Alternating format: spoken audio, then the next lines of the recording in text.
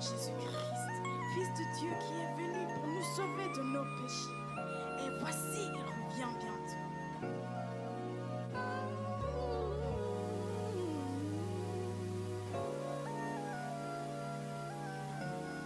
Voici, il vient au son de la trompette, chevauchant les nuées, brillant comme le soleil, élève la voix, c'est le jubilé, car du bon Sion ton Seigneur.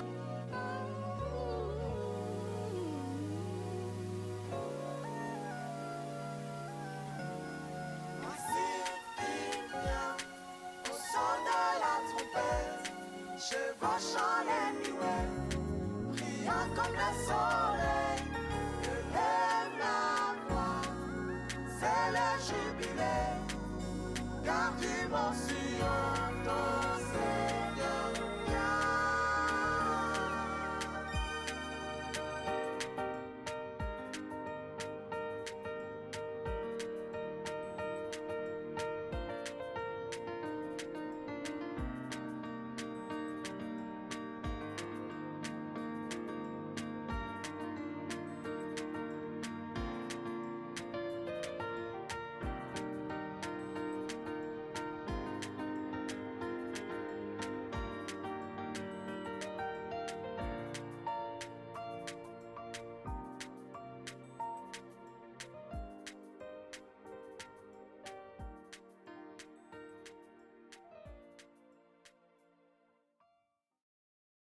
Numva Yesu anyemeza ko mbuze imbaraga ngo njye musenga iteka ntacyo nzamuburana yanyishyuriye ya myenda yose yambabariye ibyaha atumanera de ni ufite imbaraga zihagije rwose zo gukiza ababembe zigakiza umutima yanyishyuriye ya myenda yose yambabariye ibyaha atumanera de singira ikizankora nibesherejweho n'ubuntu bwawe gusa nezwa n'amaraso de yanyishyuriye ya myenda yose yambabariye ibyaha atumanera de nasaga n'uwapfuye mu mutima wanjye maze Yesu aranzura kandi ni unkomeza yanyishyuriye ya myenda yose yambabariye ibyaha atumanera de imbere ya ntebe nzahagararayo nzaba njyanye iminyago nyishyikira mbwirize Yesu yanyishuriye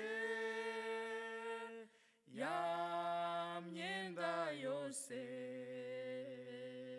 yambabariye ibyaha atumanerade.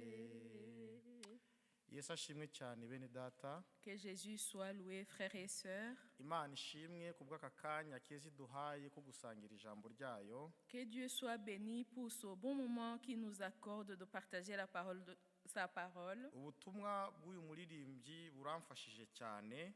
Et le message de ce chantre m'encourage et m'édifie beaucoup. Kuko bujyanye n'ihishurirwa Imana yampaye mu ijambo ryayo.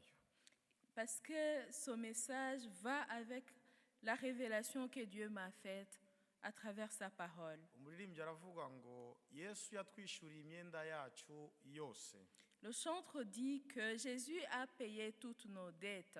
Kandi natwe nk'uko tubisoma muri Bibiliya, Yesu ari ku musaraba, ijambo rya nyuma yavuze ni byose birarangiye. Et comme nous le lisons aussi dans la Bible, la dernière parole que Jésus a prononcée à la croix, c'était « Tout est accompli ». Byose byararangiye. Tout a été accompli. Imyenda yacu Yesu yarayitwishuriye ku musaraba. Toutes nos dettes ont été payées par Jésus à la croix. Ariko mfite ihishurirwa nshaka kubasangiza rivuga ko hari umwenda utababarirwa.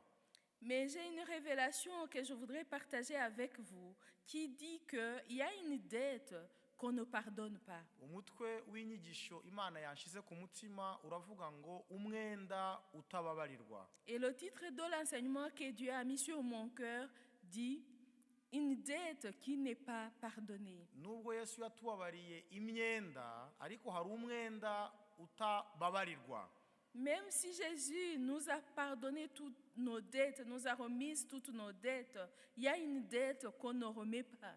Ibyo ntibivuze ko imbabazi za Yesu zidahagije, ahubwo tugomba kumenya uwo mwenda uwo ari wo tukawirinda. Cela ne veut pas dire que la compassion de Jésus ou l'amour de Dieu n'est pas suffisante, mais nous devons savoir quelle est cette dette pour que nous puissions nous en garder.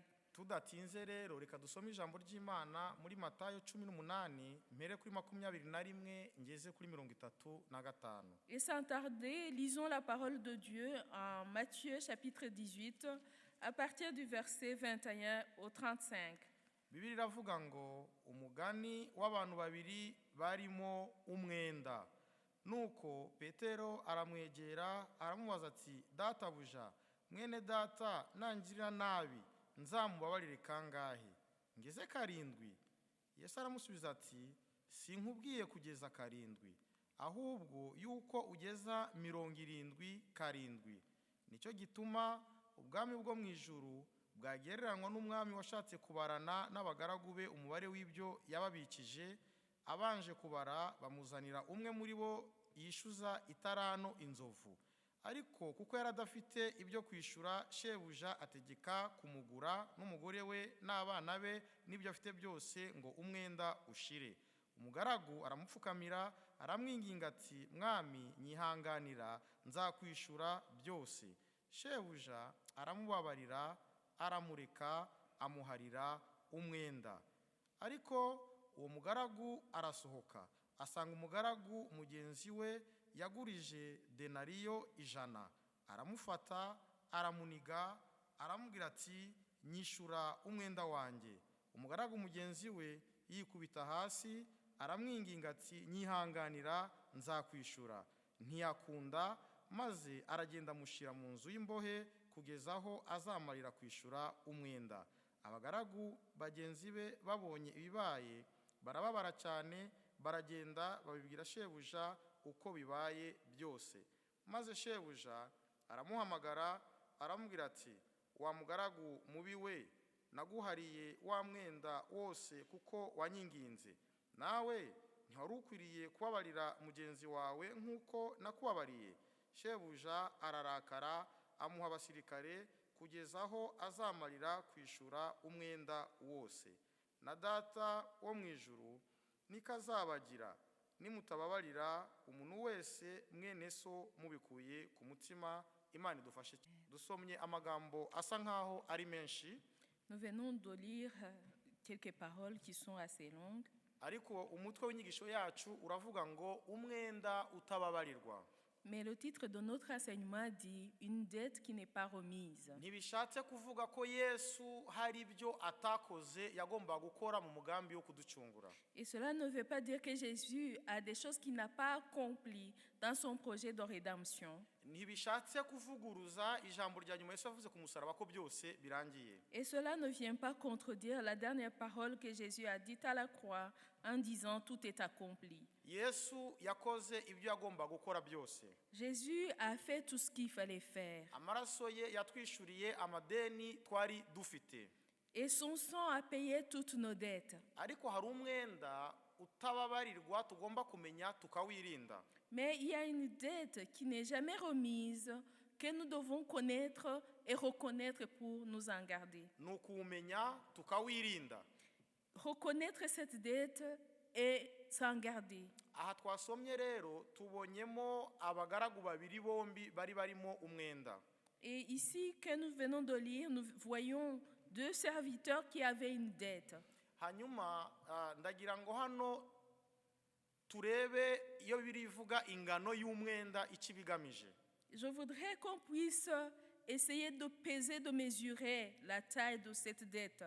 Abo bagabo babiri umwe yari arimo umwenda munini undi arimo umutoya. Parmi ces deux hommes, il y en avait un qui avait une grosse dette, une autre qui avait une petite dette. Bibiliya avuga ngo umwe yari arimo ideni rya tarano inzovu. La Bible nous dit qu'un avait une dette de 1000 talents.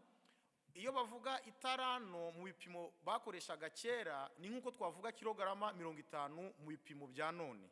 Si on parle d'un talent dans la mesure de ce temps-là, c'est comme parler de 50 kilos actuellement. Hanyuma iyo bavuga inzovu mu gihe babaraga ni nkaho twavuga ibihumbi 10 mu gihe cyacu.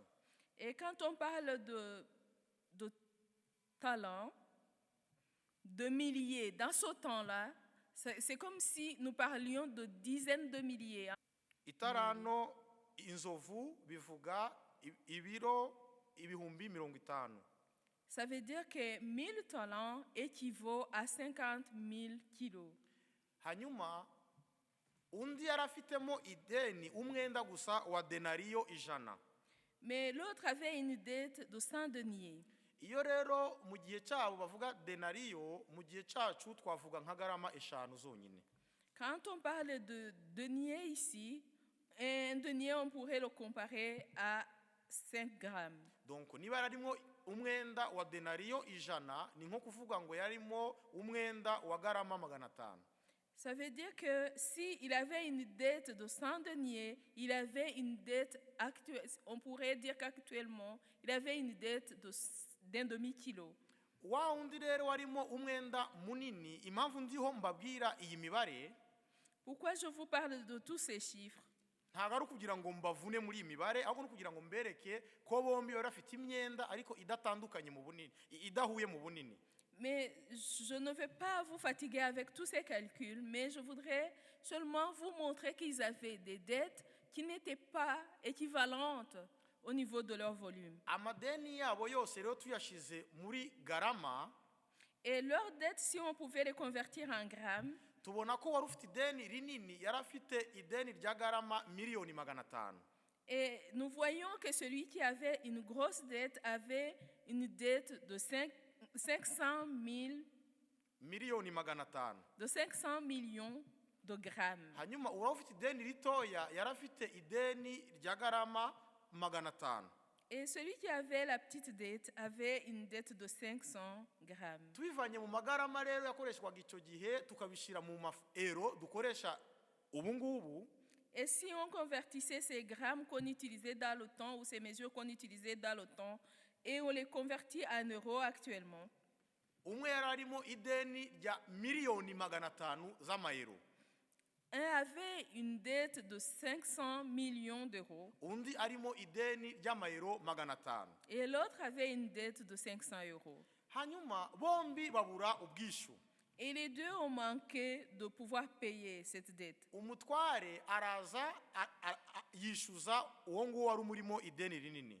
Et le maître demande à celui qui avait une grosse dette envers lui de lui rembourser. Undi aho kugira ngo yishyure aratangira aramupfukamira.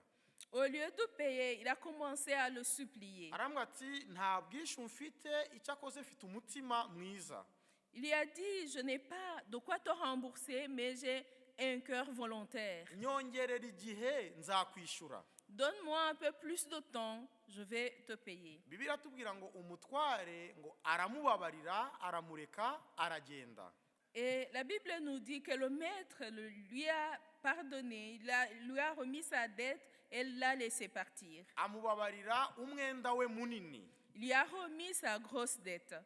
Aragenda we ageze imbere, Il est sorti et en arrivant avant, ahura n'undi mugaragu mugenzi we wari umurimo nawe ideni ritoya twamaze gusobanura haruguru. il rencontra un compagnon à lui qui était serviteur aussi et qui lui devait 500 deniers, la petite dette dont nous avons parlé. Aramubwira ati nawe rero ukanyishyura. Et il lui a dit, tu dois me payer toi aussi. Uyu mugaragu mugenzi we nawe yitwara nk'uko nawe yitwaye kuri shebuja, nawe aramupfukamira amusaba imbabazi. Et le compagnon s'est humilié devant lui comme lui, il venait de le faire devant leur maître et lui a demandé pardon. Ariko ntabwo we byamuhiriye kuko undi we ntabwo yahise amubabarira. Mais ce compagnon n'a pas eu beaucoup de chance parce que l'autre ne lui a pas pardonné. Bibiliya iramubwira ngo aramuniga amujyana mu nzu y'imbohe. La Bible nous dit qu'il a pris par la gorge et qu'il l'a amené en prison. Amujyanayo arabati uyu muntu mumubike kugeza igihe azanyishurira kugeza ku rumya rwa nyuma. Et il leur a dit, gardez cette personne en prison jusqu'à ce qu'il aura payé toute sa dette. Abandi bagaragu ngo babone ibibaye barababara cyane. Et les autres serviteurs, voyant cela, ont été attristés. Basubira kuri wa mutware bamubwira ko wa mugaragu yaramaze kubabarira, we yageze imbere akananirwa kubabarira mugenzi we.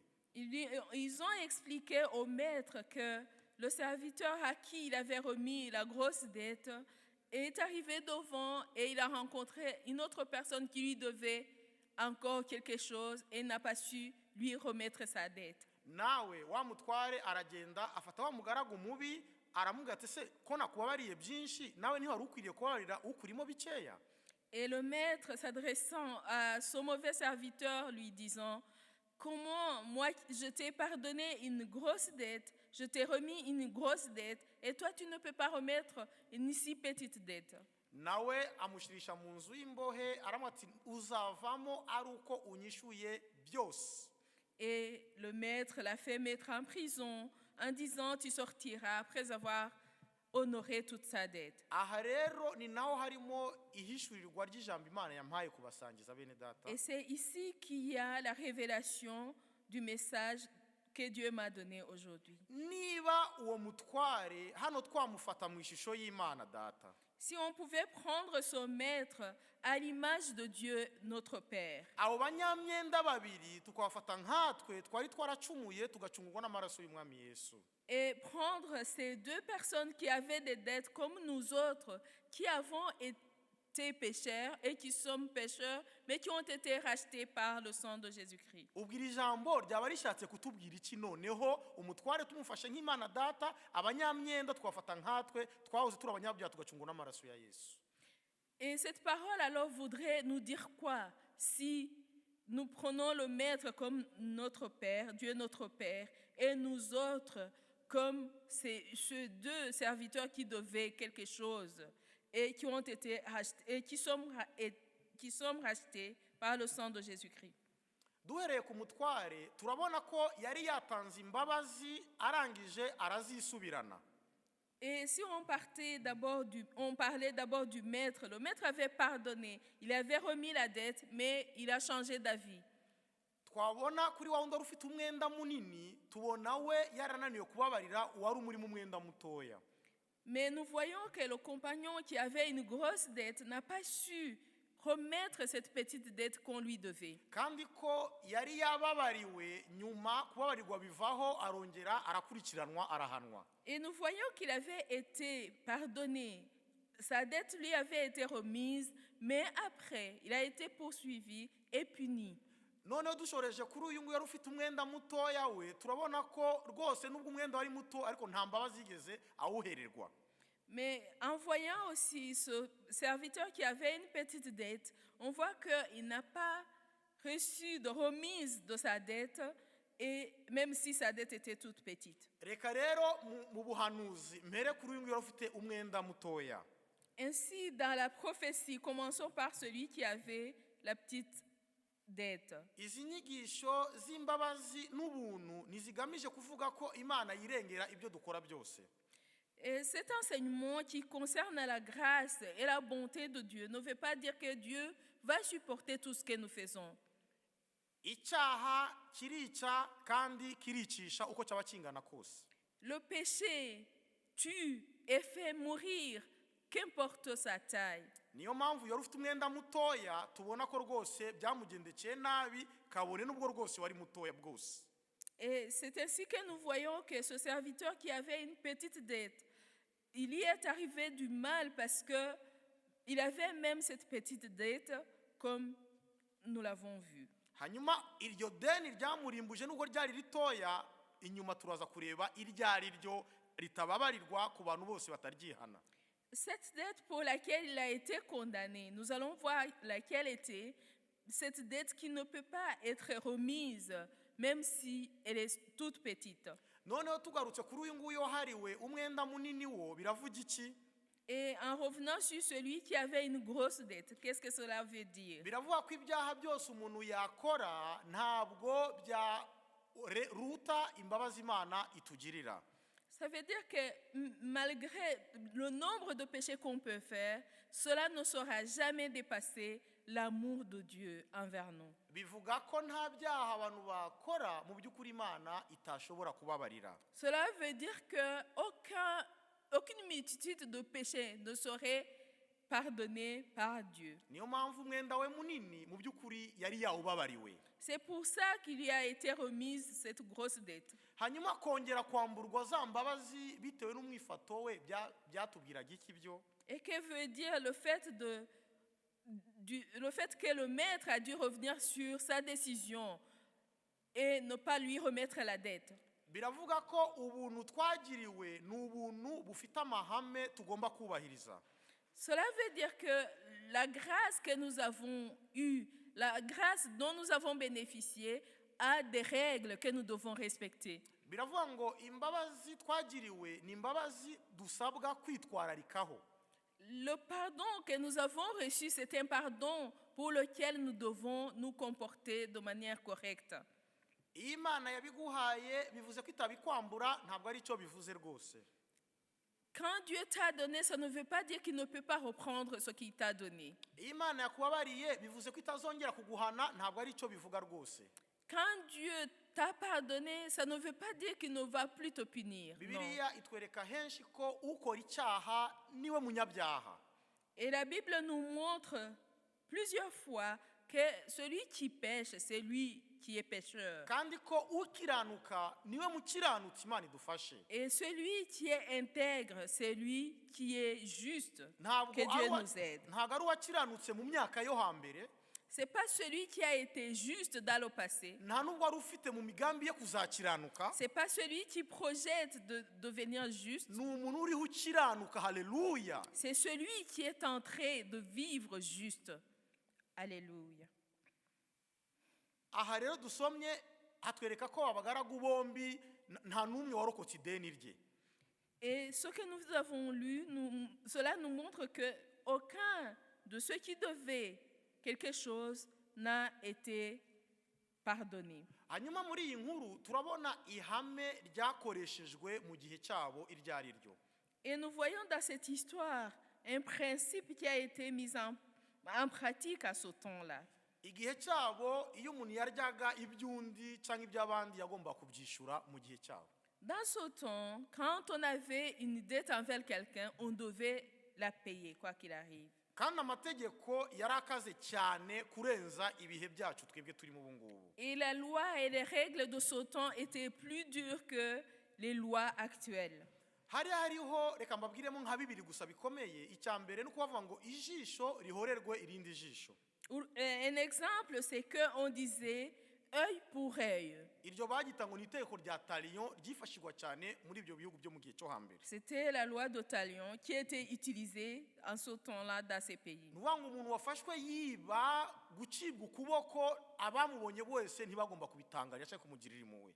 Cela veut dire qu'on ne devait pas être surpris à ce temps-là de voir un voleur à qui on coupe la main. iryo hame dusoma hano niryo mu by'ukuri bakoresheje nabo, kuko iyo umuntu yabaga ufite ideni akabura ubwishu washobora no kumugira umuja wawe, ugafata n'umudamu we, ugafata n'abana be, bakazagukorera kugeza igihe umwenda bazawukwishurira. C'est ce principe qui a été mis en pratique ici, parce qu'à ce temps, si tu avais une dette envers quelqu'un, tu pouvais devenir son serviteur, même ta femme, même tes enfants, jusqu'à ce que ta dette soit acquittée. ibi by'uko mu gihe cyacu umuntu yambura banki agakomeza akagenda. Actuellement, tu peux ne pas rembourser la dette à la banque et tu continues à vivre. ibi by'uko wambura ikigo cyakugurije icyaha kikaba gatoza umugore wawe ntikimukoreho, ntabwo ariko byari bimeze bwa mbere. Et actuellement, tu peux avoir un crédit que tu n'arrives pas à payer, mais ça n'aura pas d'impact sur ta femme. Dans le temps, ce n'était pas ainsi. ni ukuvuga ngo rero amategeko yakoreshejwe ahangaha nayo mu isezerano rya kera. Et ici, on voit que les règles qui ont été appliquées, c'était des règles de l'ancienne alliance. none dutambutse ku ngingo ivuga ngo uyu muntu wahawe imbabazi akaza kuzamburwa, mu by'ukuri yazize iki? Et si on revenait sur le point où ce serviteur qui avait été pardonné, à qui on avait remis la dette, a été encore reconnu comme ayant la dette, ça veut dire quoi ça? donc twakwibaza ngo yazize iki uyu muntu mu by'ukuri? Pourquoi? Quelle est sa faute? reka mvuge ko yazize ibintu bigeze kuri bitatu bikomeye natwe twazira tutabaye maso. Et je vais parler de 3 choses importantes qui sont les raisons de sa poursuite. Et c'est 3 choses qui peuvent nous condamner, nous aussi, si nous ne sommes pas attentifs. umutware yaramubabariye bitewe n'umwifato we, imbabazi umutware azikuraho arongera akurikiranwa.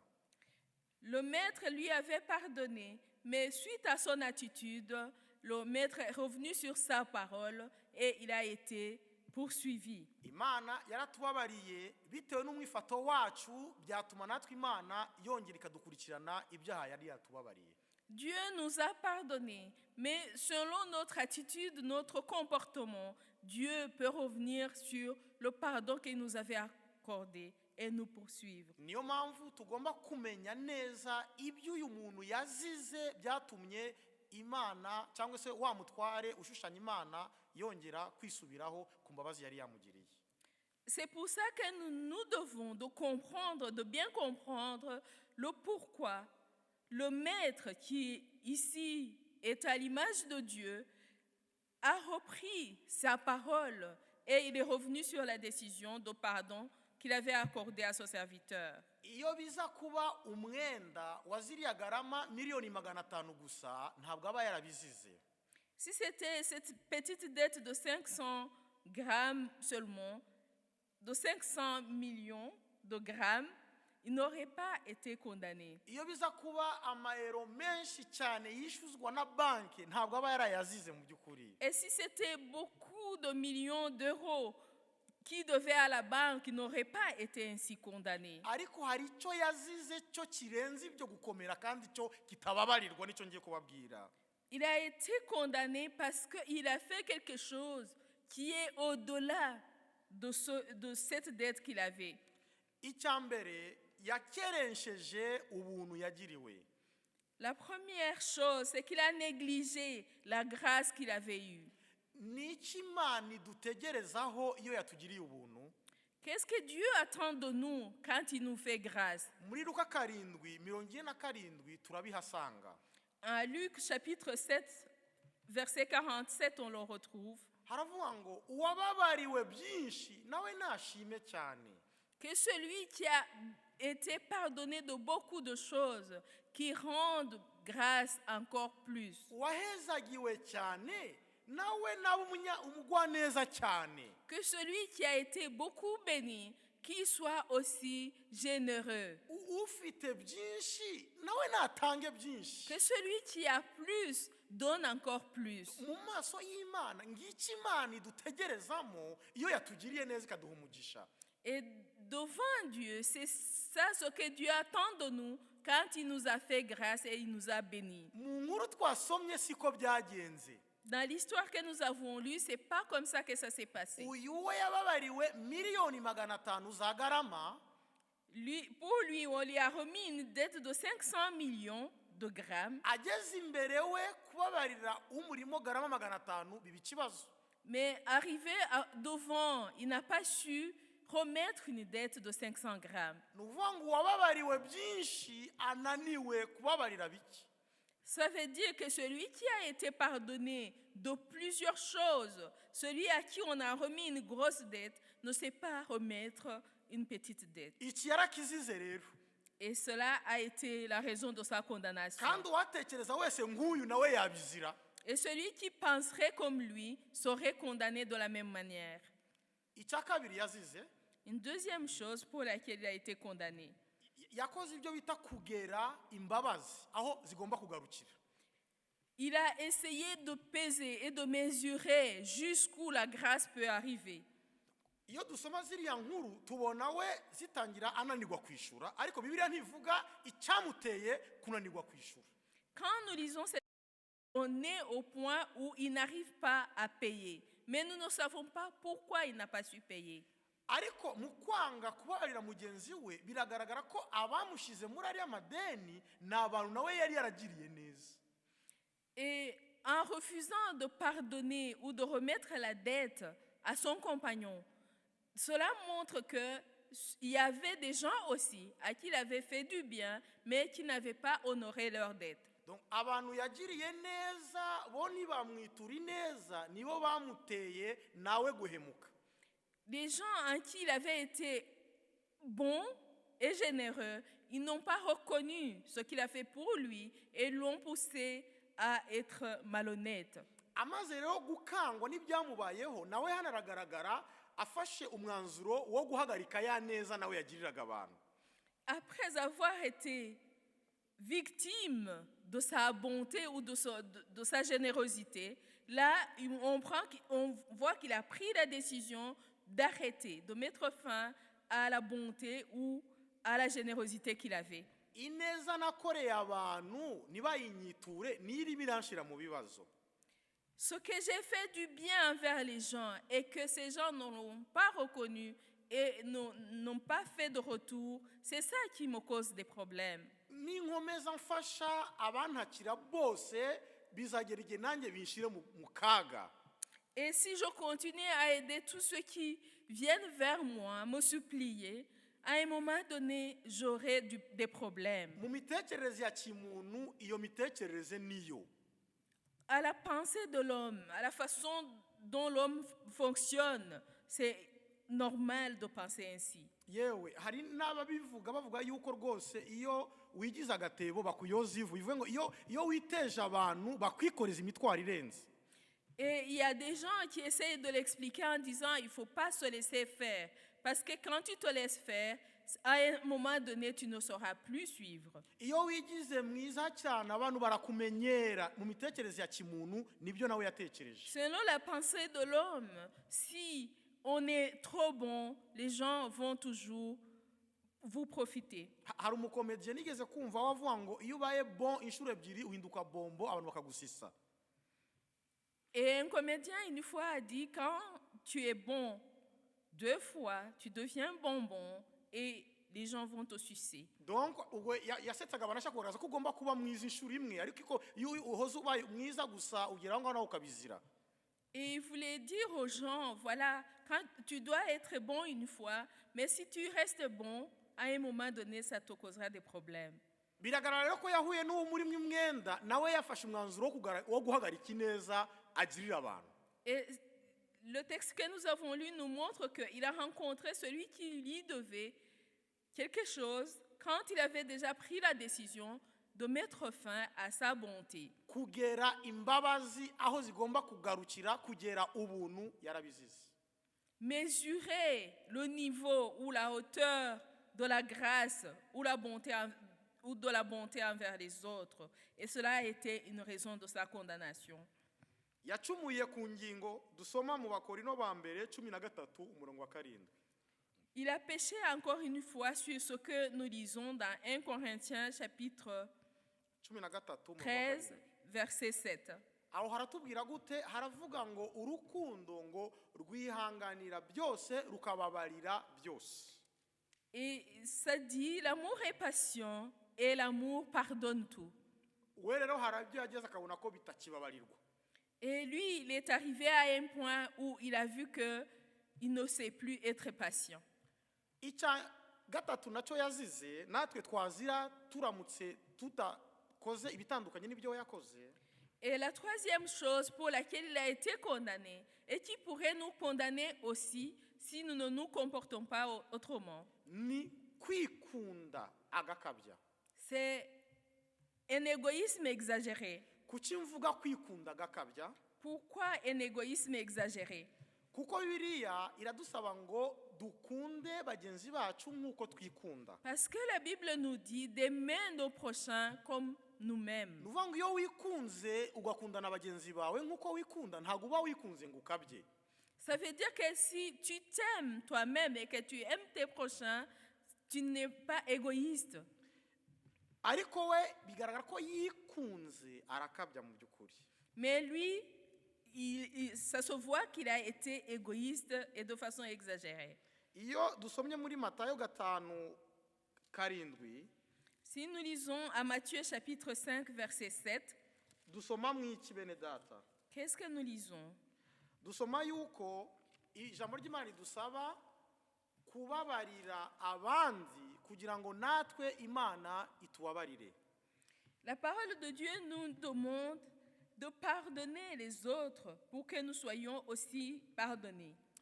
Ikibanza ni twebwe kubabarira. La première chose, c'est nous qui pardonnons. Kubabarira kwacu nibyo natwe biduhesha kubabarirwa. Être miséricordieux de notre part nous donne la possibilité de recevoir la miséricorde. Imbuto twabibye niyo tuba dutegereje gusarura. La graine que nous avons semée, c'est cela que nous allons récolter. Ineza umuntu agirira abandi niyo nawe agirirwa inyuma. Le bon que tu fais envers les autres, ou que l'homme fait envers les autres, c'est ce bon qui reviendra vers lui encore. Uyu mugaragu rero we tubona ko atari ko we byamugendekeye. Et pour ce serviteur, c'est pas comme ça que ça s'est passé. Tubona ko we yabanje akababarirwa. Nous voyons que lui, il a reçu d'abord la miséricorde. Kandi akababarirwa umwenda munini cyane. Et il lui a été remis une grosse dette. Ariko we amaze kubabarira biramunanira. Mais après avoir bénéficié de ce pardon, il n'a pas su pardonner. Aha niho hari kwikunda kwe bikabije. Et c'est là où il y a le nœud de son égoïsme exagéré. We yabanje arababarirwa ananirwa kubabarira we nyuma. Lui, il a bénéficié de la miséricorde, mais il n'a pas su être miséricordieux. Kandi aya mahirwe yagize ntabwo ariyo abantu benshi bagira. Et la chance qu'il a eue, c'est pas la chance de tout le monde. Kuko ku bandi ni twebwe dusabwa kubanza kubabarira kugira ngo natwe tuzababarirwe nyuma. Parce que très souvent, c'est nous qui devons d'abord pardonner pour pouvoir être pardonnés par la suite. Ariko kubizera tuzi ko natwe Yesu yatubabariye mbere, yaduhaye avance ku mbabazi, avance ku rukundo, avance ku buntu. Mais pour nous, les croyants, nous savons que Jésus nous a pardonné auparavant. Il nous a déjà donné une avance sur l'amour, sur la grâce et sur le pardon.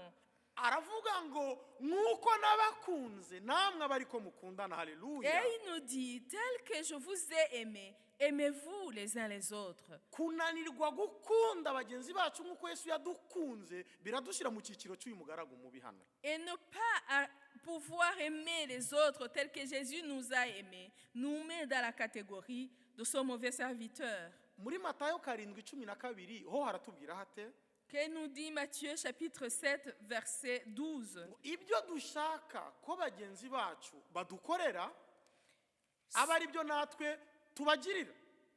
Que tout ce que vous voulez que les hommes fassent pour vous, faites de même pour eux. Bibiliya ntidusaba kubakorera ibirenze ibyo twebwe badukorera cyangwa dushaka gukorerwa. La Bible ne nous demande pas de faire plus que eux. Il nous demande de faire ce que nous souhaitons qu'ils fassent pour nous, le faire pour eux. Uyu mugaragu we turamubona amaze kubabarirwa 500,000 za garama. Mais nous voyons ce serviteur, après lui avoir été remis une dette de 500 000 millions de grammes, Yanyuze gusa mu nzira yo gupfukama no gusaba imbabazi. parce qu'il avait supplié, il avait demandé pardon. Ageze imbere umugaragu mugenzi we nawe aramupfukamira nawe amusaba imbabazi. Et en arrivant devant un serviteur, son compagnon s'est humilié devant lui et lui a supplié, lui a demandé pardon. Nawe yagomba kumubabarira ku rugero rungana nk'urwo nawe yababariwemo. Il devait lui pardonner à la mesure pour laquelle il a été pardonné lui aussi. Mwe mwasomye izi nkuru nimubona ko byamunaniye. En lisant cette histoire, vous constatez qu'il n'a pas été capable de lui pardonner. Ni naho twatangiye dusoma Petero abaza umwami Yesu ngo mugenzi wanjye nangirira nabi nzamubarire kangahe nzageze 7. Et c'est là où nous avons commencé en lisant, où Pierre demande à Jésus, si mon frère me fait du tort, combien de fois pourrais-je lui pardonner? 7 fois. Yesu aramusubiza oya sinkubwiye 7 ahubwo 7 inshuro 70. Et Jésus lui répondit, je ne te dis pas de lui pardonner 7 fois, mais pardonne-lui 7 fois, 70 fois. Birasobanura umubabarire uhora umubabarira. Cela veut dire que tu dois lui pardonner, et encore lui pardonner, et encore, et continuer à lui pardonner. Ariko mwebwe murabona ko uyu mugaragu mubi siko byamugendekeye we byaramunaniye mu byukuri. Mais vous constatez que ce mauvais serviteur, il n'a pas su le faire. Hanyuma iyo dusomye mu Baroma 13:8 tuhasanga iki? Et quand nous lisons à Romains chapitre 13 verset 8, haravuga ngo nitukagire undi mwenda wese tugira keretse urukundo. il nous dit, ne devez rien à personne si ce n'est de l'amour. Nitukagire undi mwenda tugira keretse urukundo. N'ayons aucune autre dette envers qui que ce soit, si ce n'est une dette d'amour. Ndabigarura muri iyi mvugo mvuge nti mu bibazo ufite ntukagire abo wanga. Et je vais le dire autrement en disant, même dans les difficultés que tu traverses, ne haïs personne. Ibibazo byose twaba dufite ni ibibazo bikemuka. Toute difficulté que nous pouvons rencontrer, c'est une difficulté qui pourra finir. Amadeni yose twaba dufite ni amadeni yishurwa. Toutes les dettes que nous pouvons avoir sont des dettes qui sont remboursables. Amadeni yose twaba dufite ni amadeni twaharirwa. Toutes les dettes que nous pouvons avoir sont des dettes pour lesquelles nous pouvons recevoir une remise. Ariko nahishuriwe hano umwenda utababarirwa tugomba kwirinda. Mais il m'a été révélé ici une dette pour laquelle on ne peut pas recevoir de remise ou de pardon. Mu Baroma 13:8 avuga ngo nitukagire undi mwenda keretse urukundo. C'est en Romains chapitre 13 verset 8 que nous n'ayons aucune autre dette si ce n'est l'amour. Ibyo birangana ngo mu bibazo byose dufite nitukongeremo abantu twanga. Et cela veut dire que parmi tous les problèmes que nous pouvons avoir, n'y ajoutons pas les personnes que nous n'aimons pas. Ibyo bishatse kuvuga ngo mu bibazo byose dufite nitukongere ibibazo twebwe natwe twateje abandi. Cela veut dire, parmi les problèmes que nous avons, n'ajoutons pas les problèmes que nous causons aux autres. uyu mugaragu mubi rero we amaze kubabarirwa Et ce mauvais serviteur, après être pardonné, kandi akamara kubabarirwa umwenda we munini cyane twabonye, et qu'une grosse dette lui avait été remise, we amaze kuvanwa mu bibazo, en sortant de ses problèmes, byaje kugaragara ko utari wo mwenda we nyine yari afite. il s'est démontré qu'il n'avait pas seulement cette dette. Yari amaze gukira imyenda ibabarirwa gusa, Il venait de recevoir le pardon pour les dettes qui sont pardonnables, ariko yari afite n'indi myenda abana nayo itababarirwa. mais il avait d'autres dettes pour lesquelles il n'y aura pas de pardon. Niyo yitwa kudakunda mugenzi wawe nk'uko wikunda. Et c'est ces dettes-là qui sont appelées ne pas aimer ton frère comme toi-même. Niyo yitwa kutifuriza mugenzi wawe ibyo wowe wifuza ko abandi bagukorera. C'est ces dettes-là qui sont qualifiées de ne pas vouloir, de ne pas faire le bien que tu souhaites pour toi et de ne pas le faire pour les autres. Umwenda munini yababariwe, we yananiwe kubabarira umutoya. Pour lui, il a été pardonné une grosse dette, mais lui n'a pas su excuser cette petite dette. Kubera ko imbere muri we yari afite iyo myenda afite itababarirwa. Parce qu'à l'intérieur de lui, il avait ces dettes qui possédait, qui ne sont pas pardonnables. Kugira ngo icyo kibazo cye tukisubize, reka mbabwire aka kantu koroshye. Pour essayer de répondre à sa question, je vais vous parler de cette chose très simple. Simoni Petero abaza Yesu ngo mugenzi wanjye nagusereza nzamubabarire kangahe? Quand Pierre demanda à Jésus, « Quand mon frère péchera contre moi, combien de fois pourrais-je lui pardonner ?» Akagera karindwi, we yumva ko karindwi ari kenshi gashoboka. Et il lui a dit, est-ce que je pourrais lui pardonner cette fois? Et lui, il pensait que cette fois, c'est déjà beaucoup. Kuko karindwi ni kenshi gashoboka. Et 7, c'est beaucoup de fois, oui. Hari nabo njya numva bavuga ngo n'umukiranutsi ngo bwira acumuye karindwi, sinzi karindwi impamvu bayikoresha muri ubwo buryo bwose. Et même certains disent que même le saint pêche 7 fois par jour. Ariko Yesu aramubwira ati oya simvuze karindwi, aho mvuze karindwi inshuro 70. Mais Jésus lui a répondu, pardonne-lui 7 fois, 70 fois. Bivuze iki? Et cela veut dire quoi? Biravuze ngo kugira ngo umenye inshuro wabarira mugenzi wawe, Cela veut dire que si tu dois reconnaître combien de fois tu dois pardonner à ton frère, menya inshuro wakenera kubabarirwa uramutse ari wowe wakosheje. il faut connaître combien de fois tu auras besoin d'être pardonné si c'était toi qui étais en tort. Nguwo mwenda utababarirwa rero. Et c'est ça, la dette qui n'est pas pardonnée. Nguwo mwenda utababarirwa. C'est ça, la dette qui n'est pas remise. Nguwo mwenda ndamutse ngize nawe ukagira byatugendekera nk'uko byagendekeye umugaragu mubi. Et c'est ça, cette dette-là, si je l'avais, que toi tu l'avais, nous serons condamnés comme ce méchant serviteur. Mbabarirwa amagarama miliyoni magana nanirwe kubabarira garama magana. Et qu'il me soit pardonné des milliers de grammes, de millions de grammes, et je n'arrive pas à pardonner des centaines de grammes. Dusomye izi nkuru buri wese arumva ko uyu muntu yigirijeho nkana mugenzi we. Quand nous lisons cette histoire, nous voyons que le méchant serviteur n'a pas été bon envers son compagnon. Ariko Imana iramishurira mu mibereho yacu muri iki gihe ko natwe hari imyitwarire tugira imeze nk'iyi mugaragu. Mais Dieu me révèle que dans notre vie de tous les jours, nous avons certaines attitudes qui ressemblent à l'attitude de ce méchant serviteur. Mbabwiriza inkuru dushobora kuvuga ati ariko koko yababariwe byinshi ni mubi koko yajyaga nawe kubabarira mugenzi we yaramubereyemo bikeya. En parlant de cette histoire, vous pourrez dire, oui, il a eu une grosse dette qui est remise.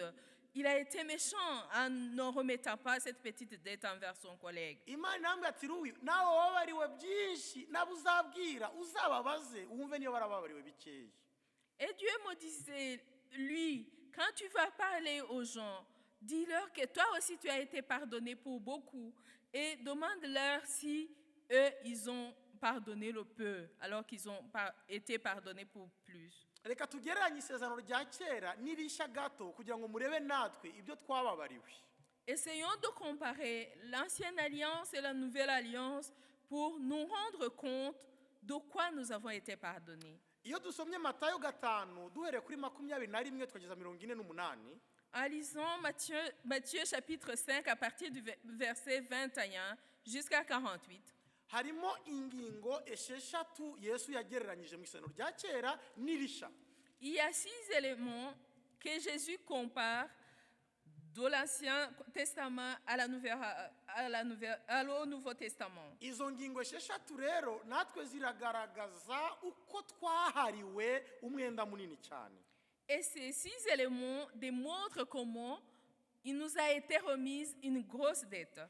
Kandi kuba twarababariwe byinshi icyo Imana dutegerejemo nuko natwe tubigenza dutyo kuba dukoshereje. Et parce que nous avons reçu une remise de dette qui est énorme, nous devons faire ainsi pour ceux qui nous devraient quelque chose.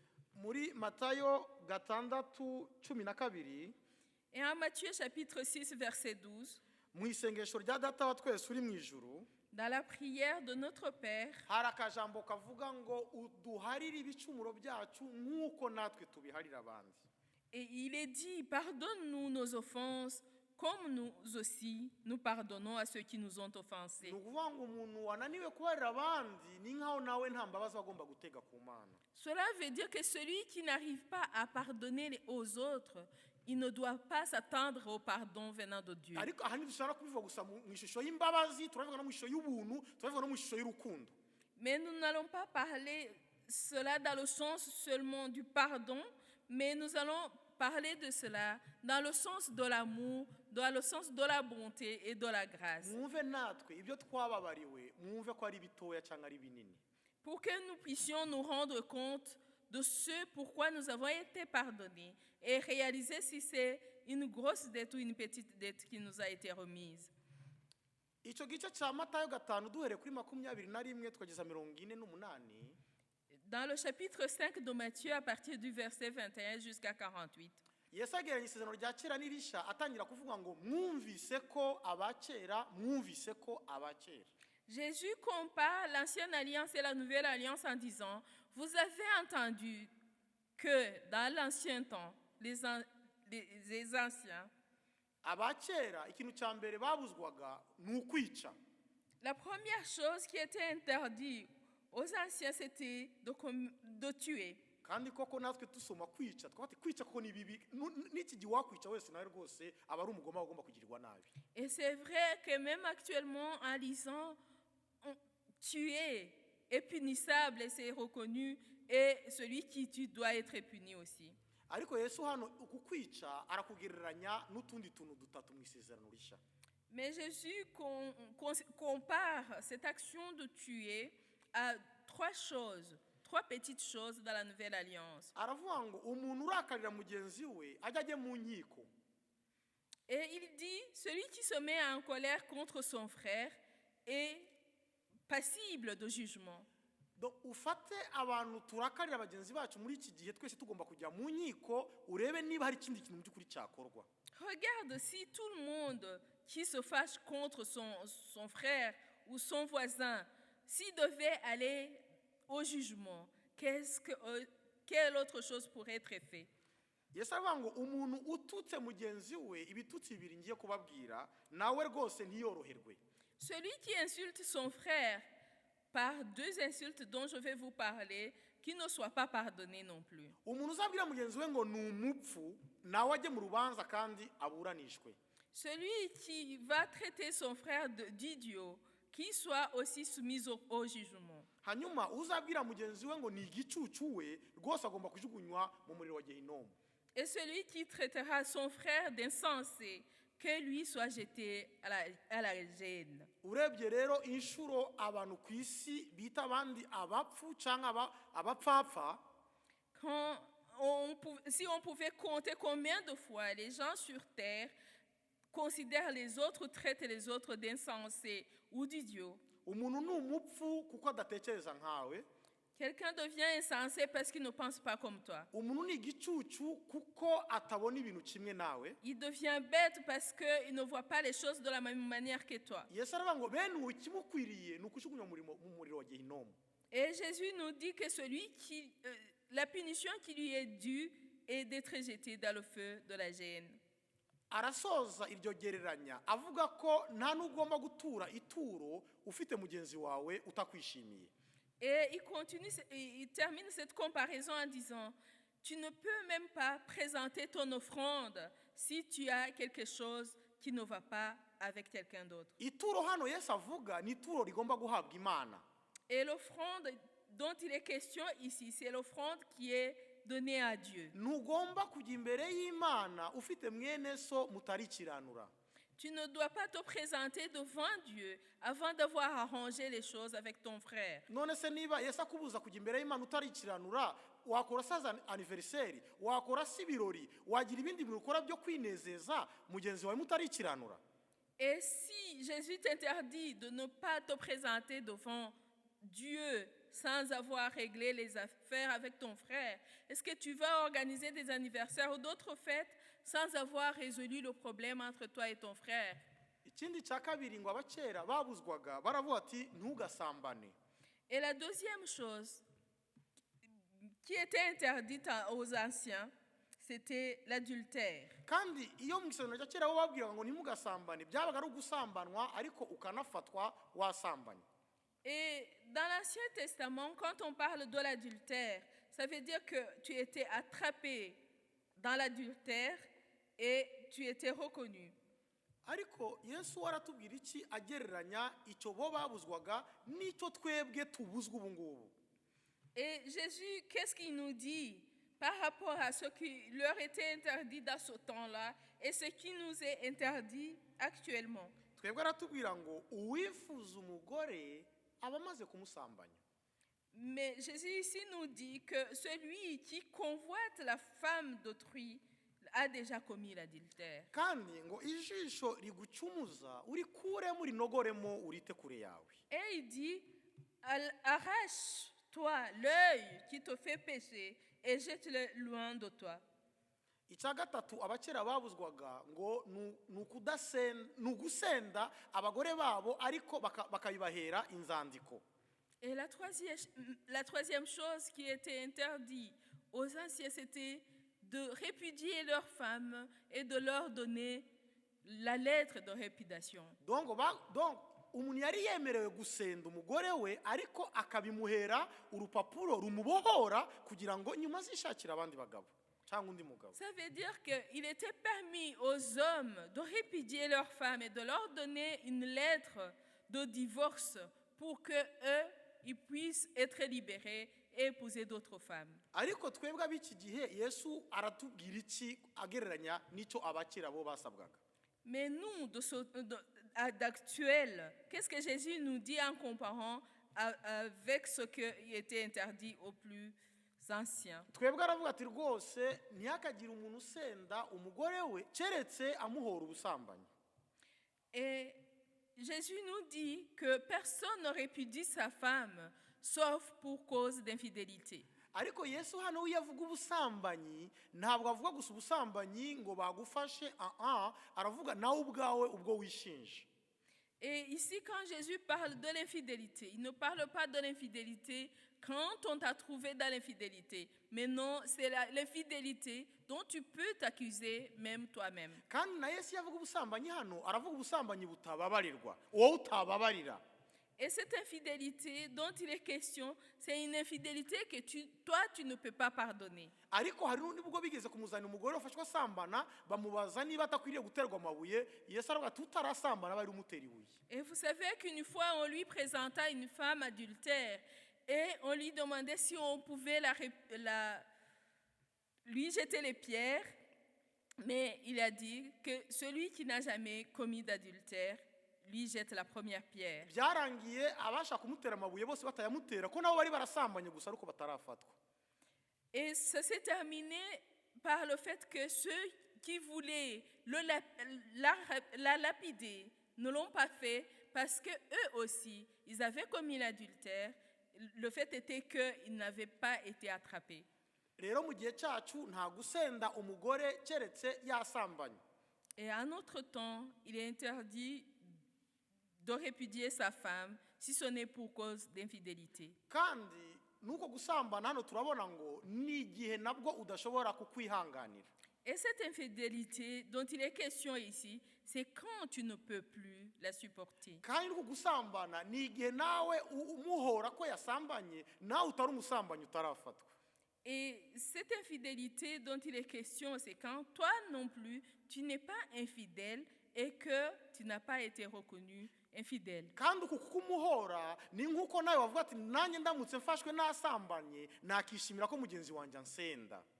Et répudier ta femme pour cause d'infidélité, cela veut dire que tu reconnais que si toi aussi tu étais infidèle, tu permets à l'autre aussi de te répudier. izo kondisiyo zose ziri muri verisiyo yo gusenda umugore mu isezerano rya kera tugenderaho nk'abakristo. Et toutes ces conditions-là se réunissent parmi les conditions de répudier sa femme qui étaient énoncées dans l'ancienne alliance, et ces conditions se retrouvent dans notre nouvelle alliance pour laquelle nous sommes en tant que chrétiens. kandi ngo uwasenzwe azira ubwo busambanyi ntakongere gushaka. Et il est dit que celui qui a été répudié pour cause d'infidélité ne se remarie plus. ariko twebwe ibyo tubamo ni ibiki? umuntu ava mu rugo rwe kuko yasambanye, birangira bite? se uwamusambanyije aramutwara. Et actuellement, ce que nous vivons, c'est quoi? C'est qu'on quitte le foyer parce qu'on a été infidèle, mais celui avec qui tu as commis l'infidélité va te marier. umugabo ata umugore we mu rugo kuko yabonye undi mugore. L'homme va quitter son foyer, laisser sa femme parce qu'il a trouvé une autre femme. umugore agata urugo rwe bamuhoye ko yasambanye, ariko bikarangira anasanga umusambane we. Et la femme va quitter son foyer parce qu'elle a été répudiée à cause de l'infidélité, mais elle va se joindre elle a commis l'infidélité. abakera babuzwa kurahira izina ry'Imana mu busa cyangwa mu binyoma. Dans le temps, il était interdit de jurer par le nom de Dieu. ariko twebwe buno turabuzwa kurahira byaba mu binyoma byaba mu kuri, ngo ahubwo ijambo ryacu ribe ye cyangwa ribe hoya. Mais chez nous, il nous est interdit de jurer en quoi que ce soit, mais que notre parole soit oui ou non.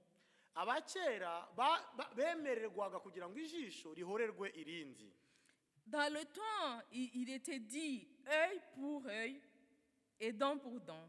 ariko twebwe biravuga ngo ugutwaye ikanzu umuhe n'umwitero wayo.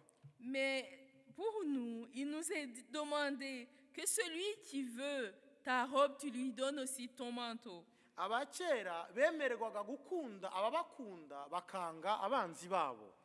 Avant, il était permis d'aimer ceux qui t'aiment et de haïr tes ennemis. ariko twebwe biravuga ngo dukunde n'abanzi bacu. Mais ici, pour nous, la Bible nous dit aimez vos ennemis. umwanzi wawe ninde rero? Et c'est qui ton ennemi? niwe wa wundi wari warakwambuye nawe akagutera kwambura. C'est celui-là qui avait une dette envers toi, qui t'a poussé à ne pas rembourser ta dette. niwe wa wundi waguhemukiye akagutera nawe guhemuka.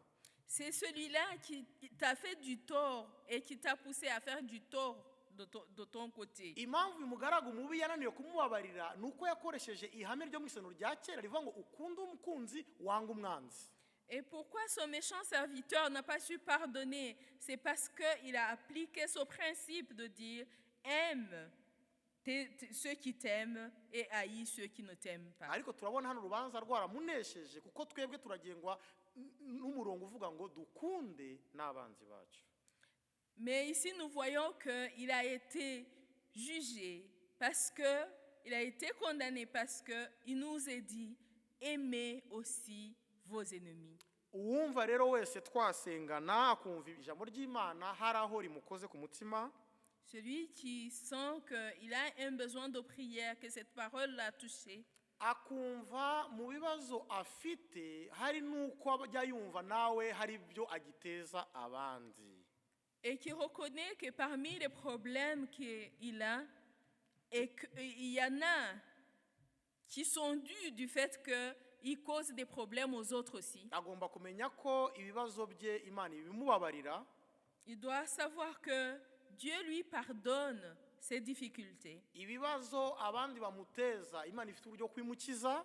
que les problèmes qui viennent des autres, Dieu a une façon de la préserver. Ariko we ibyo ateza abandi byo bitababarirwa agomba kubihanirwa. Mais il doit reconnaître que les problèmes qu'il cause aux autres ne sont pas pardonnables. Hari umuntu utishimye kubera ko wabigizemo uruhare. Il y a quelqu'un qui n'est pas content parce que tu as été une source de son mécontentement. Bibiliya irakubuza rwose kugira ikindi kintu wakora habe no guturira Imana mutarikiranura. Et la Bible nous t'interdit de faire quoi que ce soit, même apporter l'offrande à Dieu sans que tu aies réglé ce problème. Mu avec- myenda Yesu yakwishuriye ku musaraba uwo ntabwo urazamo keretse aka kanya wumvise iri jambo ugahitamo kuwihana. Parmi les dettes que Jésus a payées à la croix, cela n'en fait pas partie, sauf si maintenant, à cet instant, tu acceptes de revenir à la croix et de te repentir. Dusenga Imana rero kugira ngo Imana idufashe. Prions Dieu pour que Dieu puisse nous aider. Mana tugushimiye ijambo ryawe. Seigneur, nous te disons merci pour ta parole. Aha ngaha tubonye abagaragu babiri.